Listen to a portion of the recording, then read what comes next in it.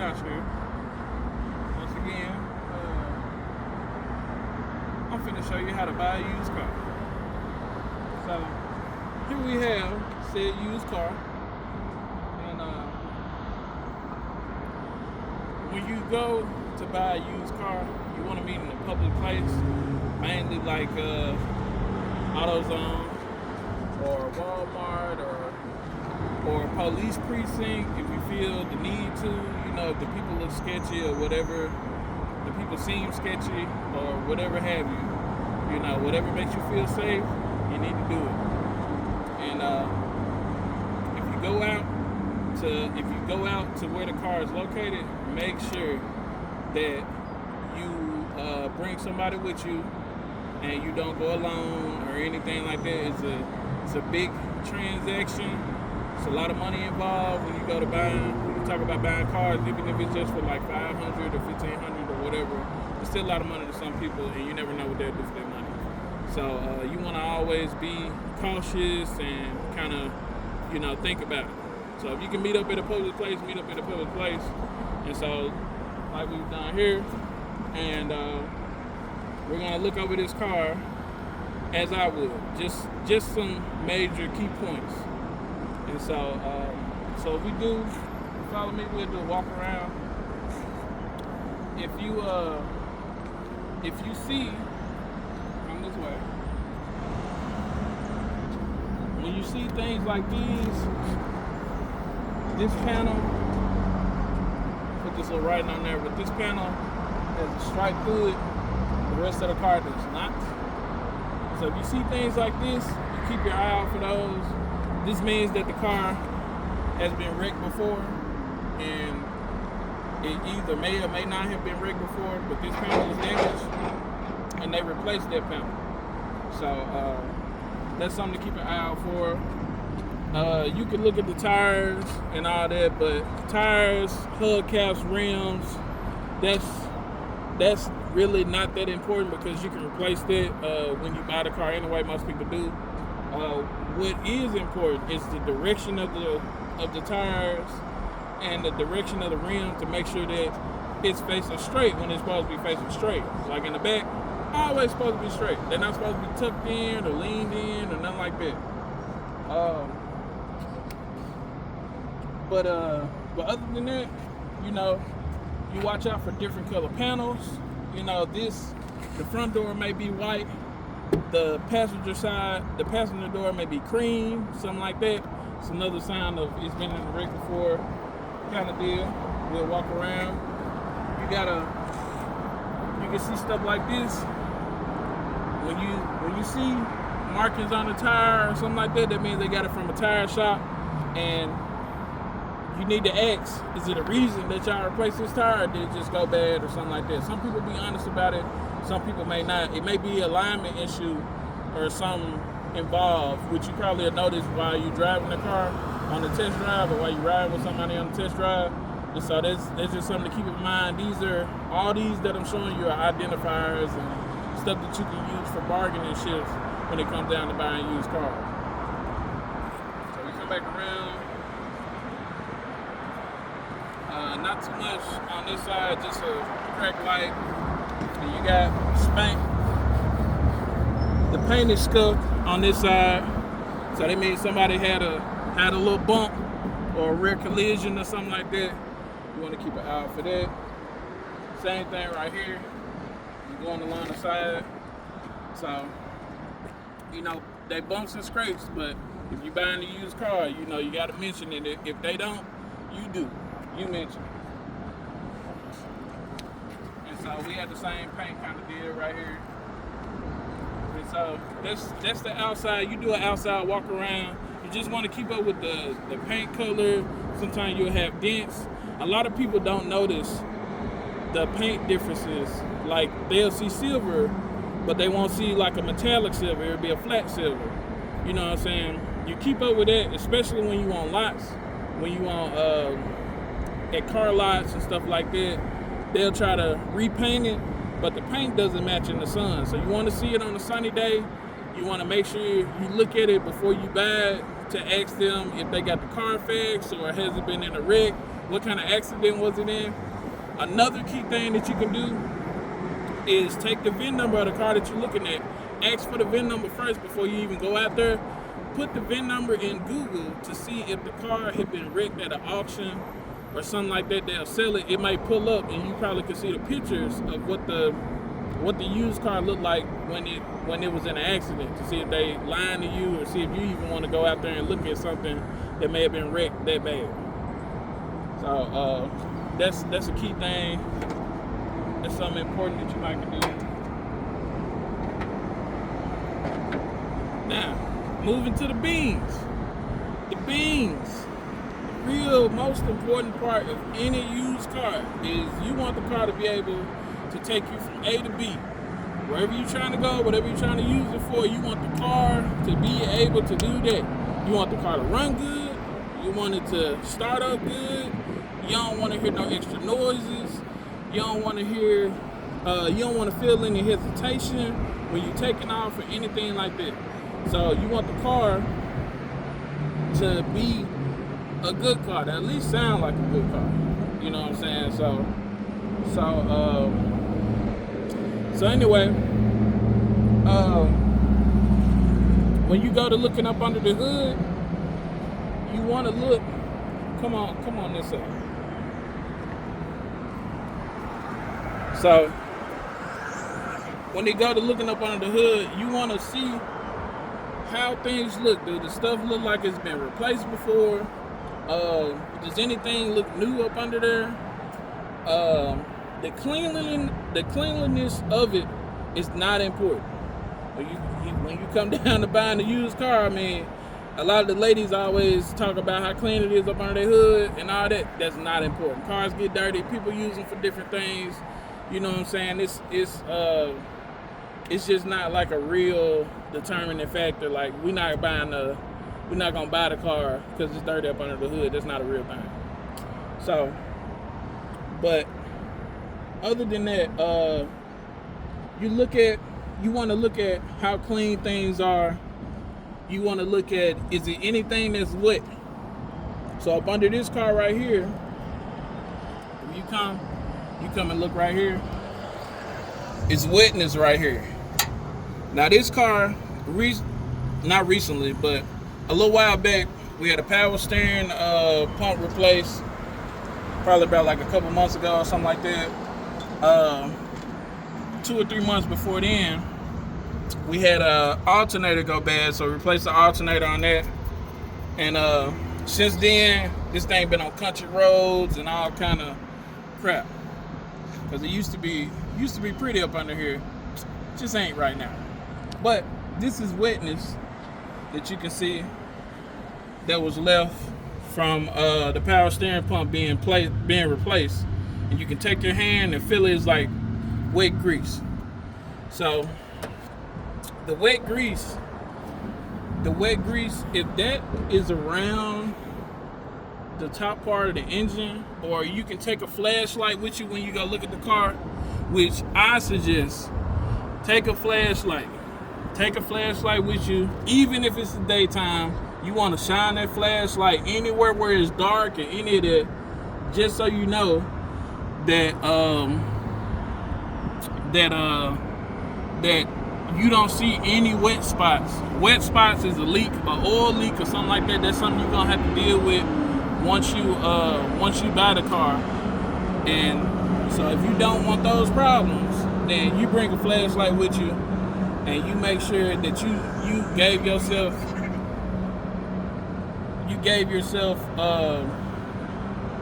enough time and due diligence that you actually looked and made sure that this thing wasn't leaking.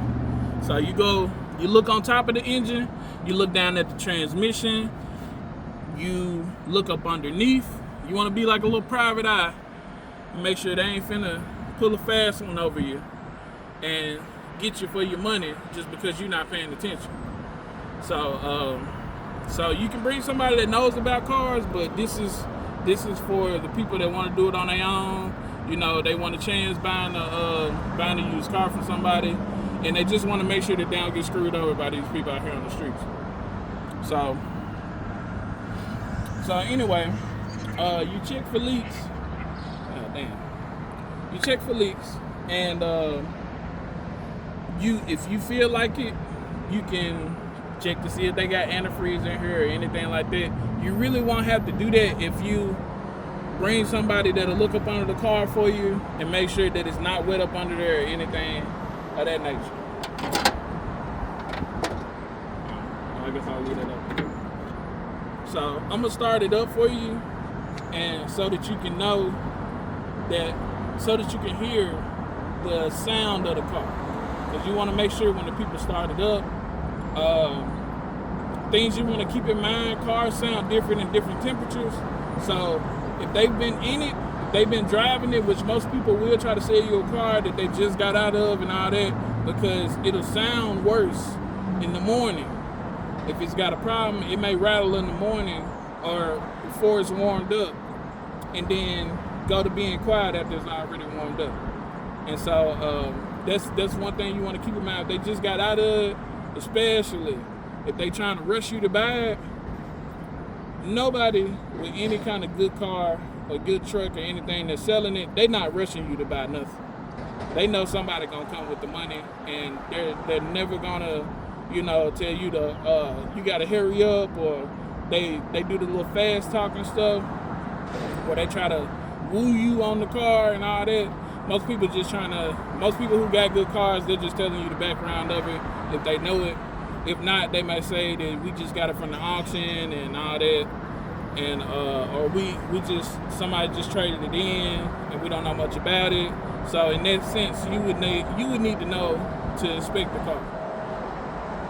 So let me crack it up for you.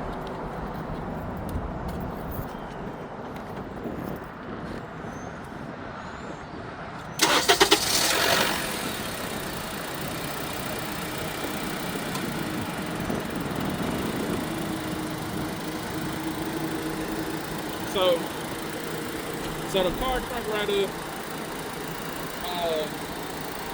It's running good and all that. It's not making no weird noise. If you look at it, it's not really shaking hard like that. Every car's supposed to have a little shake to it, but not a lot. And but the car's doing what it's supposed to be doing. It's none splashing, no smoking, no whistling, nothing like that. If I get in here, turn the wheel back and forth, there's no whining. So those kind of things to keep in mind. You wanna sit there and listen. Even if you don't know nothing, you can hear when something sounds out of place. If you don't know nothing about cars, you can hear a pinging noise or tapping or rattling or something like that. You want to keep your eyes open and keep your ears open. If you hear any of those noises or anything like that, if they not trying to fix it before you buy it, don't buy it. Don't be afraid to tell these people no. Don't be afraid to tell these people, look, we gonna come back. We gonna check on another car. We're gonna go look at another car that somebody else is trying to sell, or we got to think about it, or anything like that. Give yourself some time, give yourself a break. Do not be afraid or pressured into buying a used vehicle. So come around here. I'm gonna show you the inside.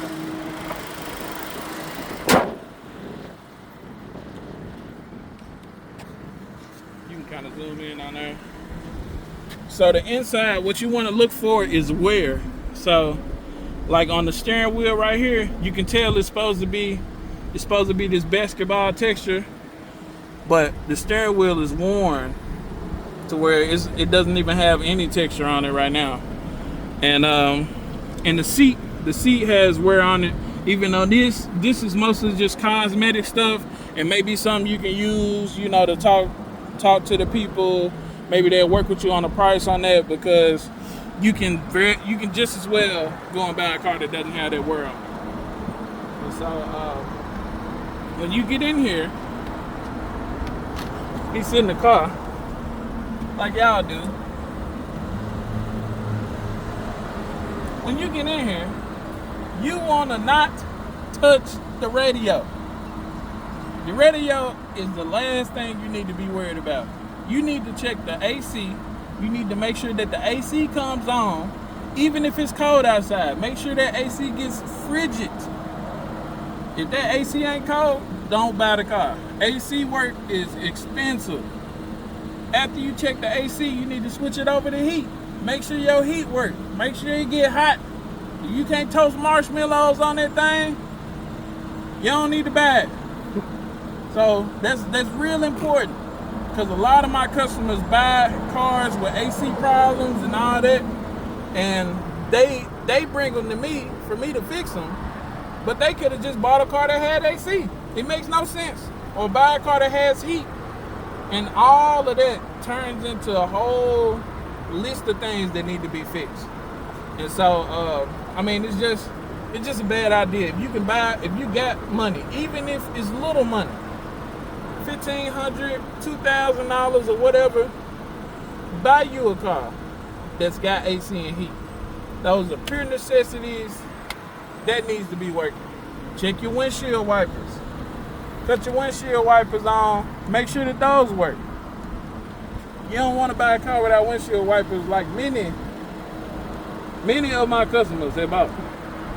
You don't want to do that. Check your blinkers. Cut your blinkers back on. Cut your lights on back and forth. It could be a reason, like a shortage or a wiring problem or something like that going on with the car. It's reasons why people sell cars that they try to sneak up in there or something like that, and you want to just keep an eye out for it by checking your list of stuff. So, another thing, once you get done with all that, check your windows. You want to make sure all 4 windows let down, and you want to make sure all 4 windows let back up. And whether you hear noise or not is whether you hear noise or not. So if you want to deal with the noise, or you want to deal with 1 or 2 windows not coming up or not coming down, then that's on you. If it was me and my money, I done bought cars for $500 where all of this works. The car runs, the car drives, my AC blowing, my heat blowing, my windows working, all of that. And so they just might have looked bad cosmetically. Might not have been where it's at. You know, might have had issues with the seat like this is, to where it wasn't the prettiest. But hey, that car gonna run if I'ma buy it. So that's another thing. Once you get done with all that, then you can see about the radio. You can see about your little music and all that, like y'all want to do when y'all first get in the car and y'all say, "Oh, it's cute," and all that. Check your stuff first. Get you some cold air. Get you some hot air. Get your windows up and down. You taking that junk straight to a drive-through. Make sure it works. Now, we get to the trunk. I don't want nobody to take our used car. We get to the trunk area. This one got some parts coming with it. But you get to the trunk area, what you want to do is look and make sure, you want to lift this up and make sure that you got a spare tire, you got a jack, you got some tools to take the tire off with, and you got you a spare tire. And if you want to be extra fancy, you want to make sure this spare tire got some air up in it. Cause they do sell cars without spare tires, without jacks, and without spare tires that's any good. Spare tire might be in there, might not be no damn good. You flip it over, might have a hole in it. You know what I'm saying? So check yourself, check your stuff. Make sure that you buying the car with a spare, just in case you buy it, you done spent your money. 2 hours later, you catch you a flat. Somebody come change that flat without it being no issue.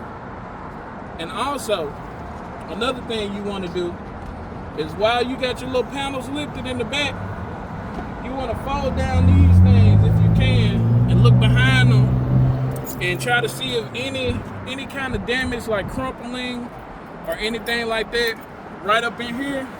You want to look and make sure that this ain't damaged, and you can easily lift this thing up and look around the back where the spare tire sits, and you will see where it's crumpled up or where it look like some metal has been torn or ripped up or something like that. That means this car been in a rear end collision. Also, you can look right here and make sure that none of this has had paint removed or anything like that. Those are the crevices of the car, and if they had quarter panel damage or anything like that, that's a big thing as far as insurance. So salvage vehicles, they have stuff like that. You'll pop the trunk don't be lined all the way right. You know, the body lines of the car. If I shut this trunk and I look at the little crease right here, the little crease is called a body line.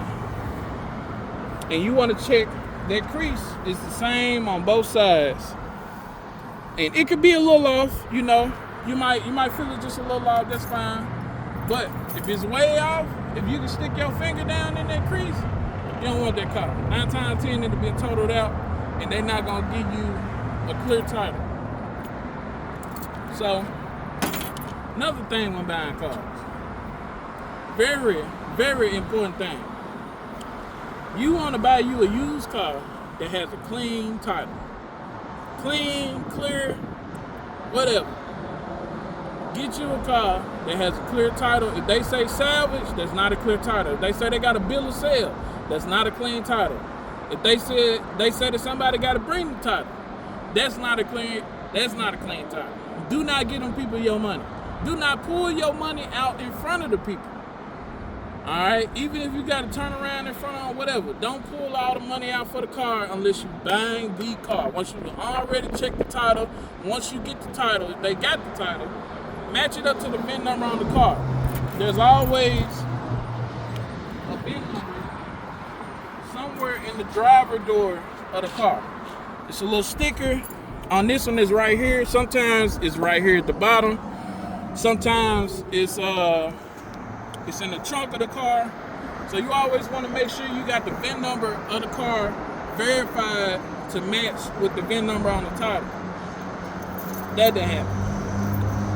So when you're going to buying these cars, if you're buying a used car, you want to have the title to that used car. You don't want to have a bill of sale. You don't want to have an auction paperwork, anything like that. If they got auction paperwork and they don't have a for sure process of them going and getting the title for you, I wouldn't buy the car. A lot of people try to do that. A lot of Facebook market guys and all that will try to give you the auction paperwork and say, all you gotta do is take this to the whatchamacall, and you can get the car in your name, and you come straight out the clerk's office. You be good. They're gonna give you a tag and all that. Nah. Take your money elsewhere and get you one where they pull out the title. All right, they got that title. They let you verify the title and all that. You know what I'm saying? People who selling good cars and people who just trying to, do right by people, they don't mind you trying to do that. You just checking behind yourself. You know what I'm saying? You got to make sure everything right before you get your money away. Because 9 times out of 10, you ain't getting that money back. You know, the people give you your money back, hey, power to them. But a lot of these people ain't living right out here, especially in Memphis. They doing whatever. And when they get their money, they hopping in them cars, they taking off. Another thing, when you meeting up with people, watch your surroundings, okay? They got people they'll meet you right here at the end of the parking lot. They might have somebody on the side or something like that. And it may be a group of guys, it may be anything. So pull up by the car and wait a minute before you just hop out and say, hey, this is me right here with the money.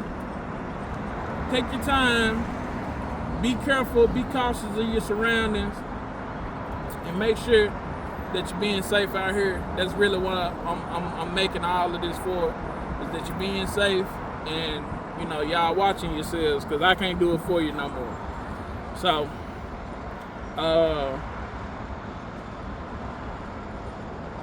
think that's about it. That's about it with buying cars.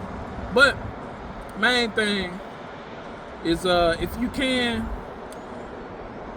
find you a mechanic that you might can bring a car to, that you might can meet up at a mechanic shop, or that you can take the car to before you buy it. All this before you buy it. And or bring a mechanic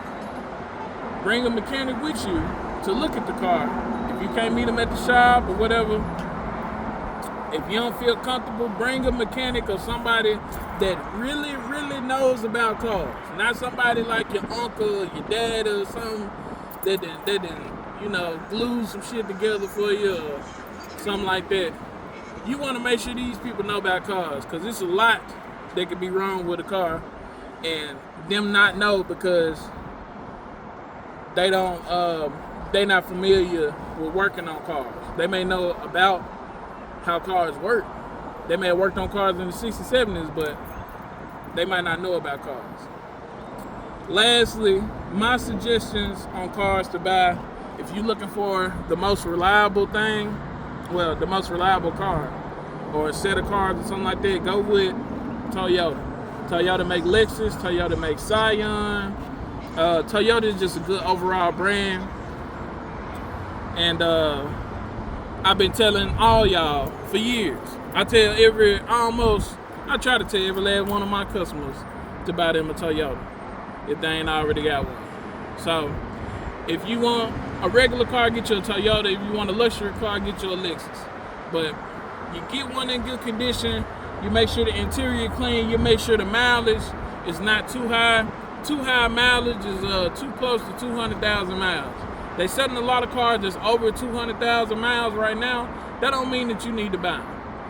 That means that you need to keep looking. You need to wait, take your time, take an Uber to work, whatever you got to do, but don't waste that money when it's time to invest that money. You investing the money into the car to save you headaches in the future. So if you can, find you a Toyota or something like that. Hondas are decent. I know as soon as I say Toyota, everybody jump to Hondas. Hondas are okay, but Hondas have higher parts. The parts are higher. They cost way more money. The labor for them are higher because Hondas are designed really complicated. I'll say that. So when it comes down to getting things maintenance or service or something like that, it's not going to be the same price as it would be on the Toyota. It'll be way cheaper on the Toyota. The Toyota may be a little higher when you first buy it, but you will not have nowhere near as many problems as you will with a Toyota compared to one of these Hondas. So Kia makes some good cars. I wouldn't suggest buying the smaller Kias because Kias are they stealing them. You know, the kids really like to steal them, so I wouldn't do that. Another smaller Kias are like Kia Fortes. Like, you want to buy the Kia Optima, not the Kia Forte. You want to buy the Hyundai Santa Fe and not the Hyundai Tucson. You know, you buy the bigger vehicle. They tend not to steal them as much. Stay away from, if you want a used car that's any good, stay away from BMW, Ford. Ford make Lincoln, Mazda, Jaguar, Mercury. They used to make Aston Martin. Don't buy no Ford.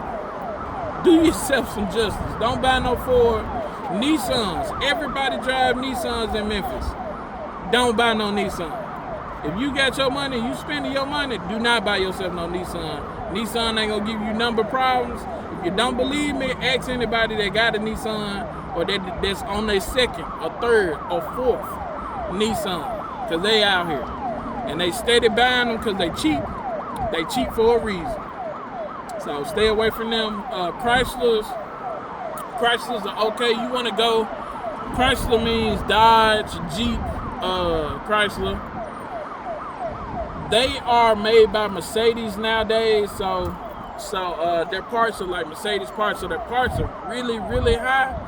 But if you stick to the newer ones, I'll say like 2015 and up, you'll be straight. You can get you a good car for the money. They do have a lot of plastics on them, so that's one thing to keep in mind. You're not gonna be as reliable as a Toyota, but you got some time before you have to, spend some money on it. But when they do break, you are gonna be spending some money on a Chrysler, Dodge, Jeep, any one of them vehicles. But they look good and they ride for a pretty long time, as long as people don't dog them out. But ask me, be safe when you're buying a used car. Do yourself due diligence. Bring a flashlight. Look at the car, really inspect it. You're not offending nobody or nothing like that. Don't be afraid to tell them people no. If you don't want the car, you're not comfortable with how they trying to sell you the car or anything, check the title and buy yourself a Toyota. That's all we got.